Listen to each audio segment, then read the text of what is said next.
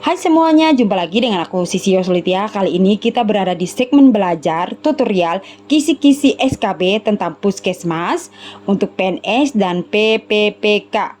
Mari kita mulai. Yang pertama, Peraturan Menteri Kesehatan Republik Indonesia Nomor 43 Tahun 2019 tentang Puskesmas.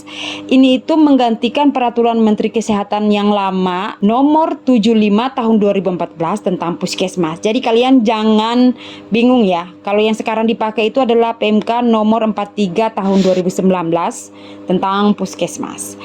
Nah, berikutnya kita akan ngebahas tentang fasilitas pelayanan kesehatan, di mana di sini disebutkan fasilitas pelayanan kesehatan adalah suatu tempat yang digunakan untuk menyelenggarakan upaya pelayanan kesehatan baik promotif, preventif, kuratif maupun rehabilitatif yang dilakukan oleh pemerintah daerah dan atau masyarakat. Sementara pusat kesehatan masyarakat atau selanjutnya disebut dengan puskesmas adalah fasilitas pelayanan kesehatan yang menyelenggarakan upaya kesehatan masyarakat dan upaya kesehatan perseorangan tingkat pertama dengan lebih mengutamakan upaya promotif dan preventif di wilayah kerjanya. Nah, upaya kesehatan masyarakat yang selanjutnya disebut UKM yang tadi di depan kita sudah ngebahas itu adalah kegiatan untuk memelihara dan meningkatkan kesehatan serta mencegah dan menanggulangi timbulnya masalah kesehatan dengan sasaran keluarga, kelompok, dan masyarakat. Sementara upaya kesehatan perseorangan yang selanjutnya disebut dengan UKP adalah suatu kegiatan dan atau serangkaian kegiatan pelayanan kesehatan yang ditujukan untuk peningkatan pencegahan, penyembuhan penyakit, pengurangan penderitaan akibat penyakit, dan memulihkan kesehatan perseorangan. Itu definisinya ya. Berikutnya, tenaga kesehatan yang disebut dengan nakes adalah setiap orang yang mengabdikan diri dalam bidang kesehatan serta memiliki pengetahuan dan atau keterampilan yang melalui pendidikan di bidang kesehatan yang untuk jenis tertentu memerlukan kewenangan untuk melakukan upaya kesehatan. Nah, kemudian ada lagi nih, akreditasi puskesmas yang selanjutnya disebut dengan akreditasi adalah pengakuan terhadap mutu pelayanan kesehatan puskesmas setelah dilakukan penilaian bahwa puskesmas telah memenuhi standar akreditasi. Nah, untuk yang ini apakah teman-teman sudah maju akreditasi atau sudah reakreditasi? Selamat ya. Mohon di komen di bawah ya, jangan lupa. Berikutnya, aku mau ngasih tahu bahwa puskesmas itu memiliki prinsip penyelenggaraan. Ada 6. Yang pertama, paradigma sehat, pertanggungjawaban wilayah, kemandirian masyarakat, ketersediaan akses pelayanan kesehatan, teknologi tepat guna, dan keterpaduan dan kesinambungan. Berikutnya, puskesmas itu memiliki fungsi, yaitu penyelenggaraan UKM tingkat pertama di wilayah kerjanya. Yang berikut adalah penyelenggaraan UKP di tingkat pertama di wilayah kerjanya. Puskesmas dapat berfungsi sebagai wahana pendidikan kesehatan. Nah, ini tuh yang buat untuk teman-teman yang kalau biasanya waktu kita mahasiswa itu kan sering melakukan penelitian untuk judul skripsi kita. Nah, itu biasanya dilakukan di puskesmas tuh yang kayak gitu, itu masuk dalam wahana pendidikan bidang kesehatan, penelitian, terus kemudian magang, terus kemudian KKN di puskesmas. Nah, itu masuk dalam fungsi sebagai wahana pendidikan kesehatan. Kalau wahana program internship itu apa? Nah, itu yang butuh teman-teman yang praktek dokter, terus kemudian mereka PTT. Nah, itu masuk dalam wahana program internship.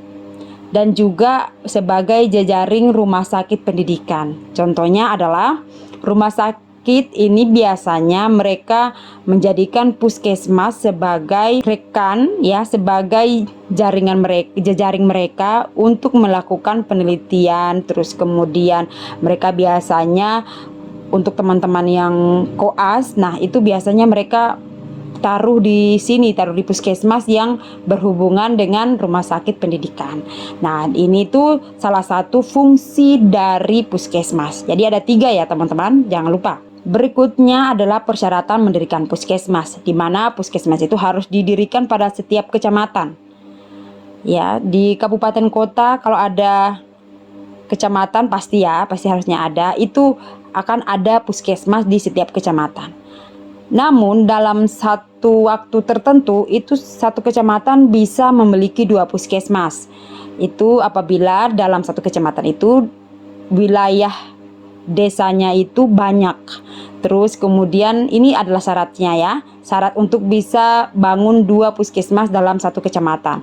Yaitu yang pertama, pertimbangan kebutuhan pelayanan. Kemudian jumlah penduduk dan aksesibilitas. Jadi 3 itu harus terpenuhi dulu sehingga bisa dibangunlah 2 puskesmas dalam satu kecamatan. Tempat saya contohnya itu di kecamatan kota. Ya, di kecamatan kota itu dia memiliki 12 desa. 12 desa itu wilayah kerjanya luar biasa ya. Itu luas secara geografis, kemudian aksesnya juga bagus. Kemudian namun penduduknya itu banyak. Nah, sehingga satu puskesmas ini tuh dia bukan tidak mampu, dia kewalahan untuk melakukan pelayanan, sehingga sama pemerintah kabupaten di tempatku ini mereka bangunlah satu lagi puskesmas untuk melayani para masyarakat yang ada di satu kecamatan tersebut. Jadi di wilayah desa dibagi satu puskesmas ini wilayah kerjanya ini untuk masyarakat yang ini. Tapi terpenuhi nih untuk dokternya, perawatnya, bidan apa semua terpenuhi. Nanti untuk ketenagaan kita akan bahas di belakang. Kemudian puskesmas harus memenuhi persyaratan lokasi, bangunan, prasarana, peralatan, ketenagaan, kefarmasian, dan laboratorium klinik. Berikutnya, puskesmas harus memenuhi persyaratan lokasi. Yang tadi di depan tuh yang poin 3, jadi ini tuh dipilah. Liputi geografis, aksesibilitas untuk jalur transportasi, kontur tanah, fasilitas parkir, fasilitas keamanan, ketersediaan utilitas publik, pengelolaan kesehatan lingkungan, dan tidak didirikan di area sekitaran saluran udara tegangan tinggi dan saluran udara ekstra tinggi. Ya, jadi ini tuh yang dimaksud yang wilayah-wilayah yang PLTA, PLTU, jangan dia dibangun di samping si PLTA, PLTU atau PLN. Nah, kayak gitu maksudnya ya. Terus kemudian pengelolaan kesehatan lingkungan itu minimal punya tempat sampah. Terus kemudian dia minimal harus punya IPAL. Oke? Nah, terus kemudian berikutnya adalah puskesmas harus memenuhi persyaratan bangunan, di mana itu terdiri atas persyaratan administratif, persyaratan keselamatan kesehatan kerja, serta persyaratan teknis bangunan. Kemudian yang kedua, bangunan bersifat permanen dan terpisah dengan bangunan lain.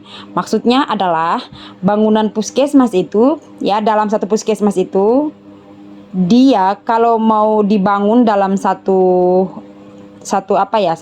kintal ya, 1 hektar tanah, kayak gitulah, kita taruh 1 hektar tanah, mau dibangun puskesmas, itu jangan sampai dia kayak langsung kayak menempel dalam satu bangunan itu dibagi ada perumahan dinas dokter, dan itu jangan, tapi harus agak kesana sedikit. Jadi ada ada pembatas sedikit untuk memisahkan si perumahan dinas teman-teman tenaga kesehatan begitu. Berikutnya, bangunan didirikan dengan memperhatikan fungsi, keamanan, kenyamanan, perlindungan keselamatan, kesehatan, serta kemudahan dalam memberikan pelayanan bagi semua orang, termasuk yang berkebutuhan khusus atau penyandang disabilitas, anak-anak, dan lanjut usia. Nah, untuk yang poin A, B, C ini ya teman-teman, aku kasih tahu ada dalam elemen penilaian untuk admin, terutama ada di bab 1. Ya, itu yang akreditasi. Berikutnya yaitu puskesmas harus memenuhi persyaratan ketenagaan, di mana puskesmas harus memiliki dokter, tentunya harus ada tenaga kesehatan lainnya dan tenaga non kesehatan. Mari kita bedah tentang masalah ketenagaan. Nah, di sini saya mau kasih tahu ke teman-teman, jenis tenaga kesehatan lainnya adalah yang paling sedikit terdiri atas perawat, bidan, tenaga promosi kesehatan dan ilmu perilaku, tenaga sanitasi lingkungan, nutrisionis, tenaga apoteker dan atau tenaga teknis kefarmasian, ahli teknologi laboratorium medik. Nah, dalam kondisi tertentu, puskesmas dapat menambah jenis tenaga kesehatan lainnya, meliputi terapis gigi dan mulut, epidemiologi kesehatan, entomologi kesehatan, perekam medis, dan informasi kesehatan dan tenaga kesehatan lain sesuai dengan kebutuhan. Jadi perhatikan baik-baik. Jadi jenis tenaga kesehatan lainnya itu apa? Ada di atas disebutkan. Kemudian dalam kondisi tertentu harus ada penambahan jenis tenaga kesehatan lainnya. Nah, ini tuh yang bikin beda ya teman-teman. Jadi kalian harus perhatikan baik-baik. Berikutnya, tenaga non kesehatan yaitu untuk mendukung kegiatan ketatausahaan, administrasi keuangan, sistem informasi, dan kegiatan operasional lain di puskesmas. Seperti apa?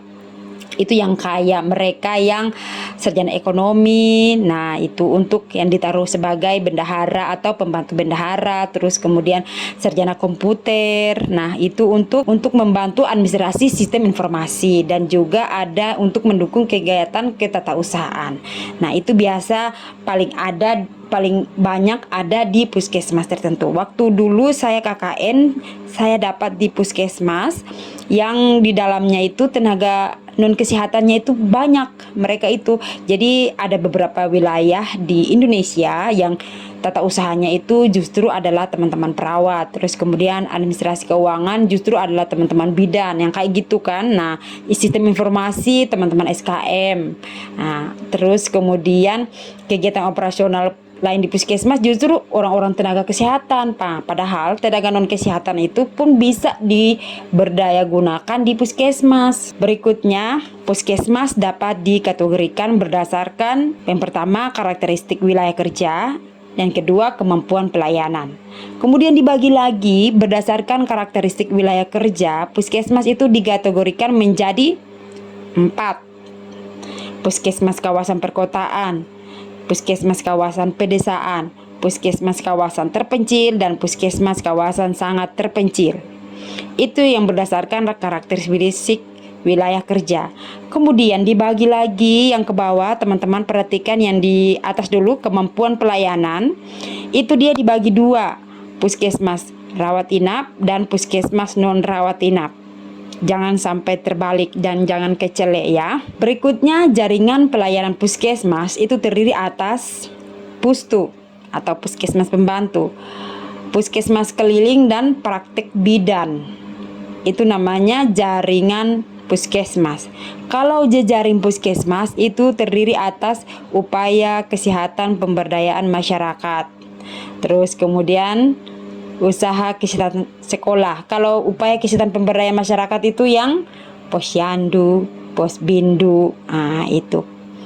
Terus kemudian usaha kesehatan sekolah UKS yang ada di sekolah-sekolah, terus klinik, terus kemudian rumah sakit, terus apotik, laboratorium, tempat praktek mandiri tenaga kesehatan kayak praktek dokter, bidan, nah itu.